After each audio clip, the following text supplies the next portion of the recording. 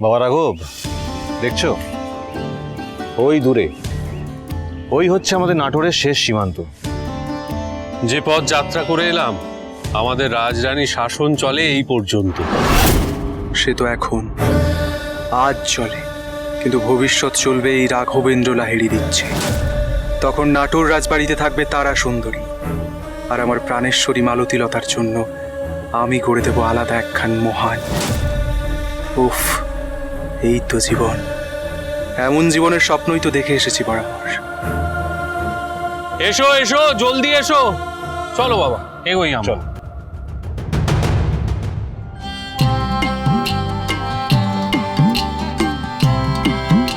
রাজরানী, সামনেই ওই বট গাছের পরেই কিন্তু আমাদের বগুড়া চণ্ডীমণ্ডল। বাহ, তাহলে তো এসেই গেছি পেয়ার মশাই। হ্যাঁ, আর বেশি দূর না।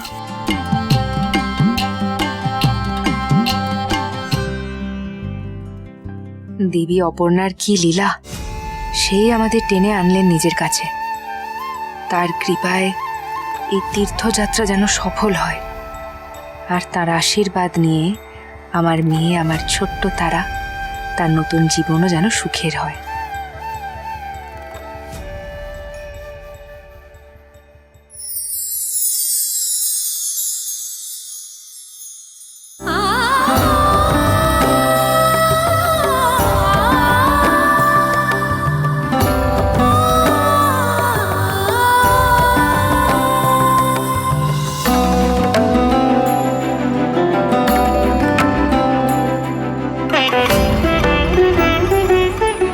বাবা তারা, স্বামীকে মহাদেব ভাবতে বলেছে বলে তুই এইভাবে তাকিয়ে থাকবি?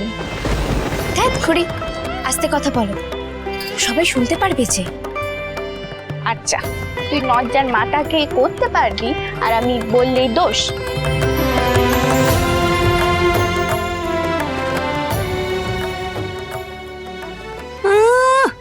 মরণ ডং দেখে আর বাঁচি নে। ভালো মানুষই করে তোমায় এই বগুড়ায় এমনি এমনি টেনে আনিনি তারা সুন্দরী, বাজিয়ে দেখবো বলে এনেছি। যা তোমার ওই মায়ের মহলে আমার পক্ষে করা সম্ভব হচ্ছিল না। আপনি কিন্তু কড়া হাতে ওই তারা সুন্দরীকে দিয়ে বউয়ের কর্তব্যগুলো করানো শুরু করুন, বুঝলেন?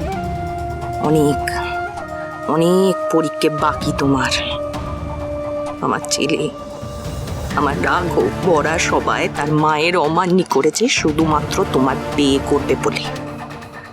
আমার মন সায় দিচ্ছে না, তাই আমি মা হয়ে বলছি এ বিয়ে হবে না। আমি চাই এ বিয়ে করতে। বলিনি আমি সে কথা। রাজরানীর মেয়েকে দাসীবাদীর মতো যদি না কাটিয়েছি, আমার নামও সব মঙ্গলানি।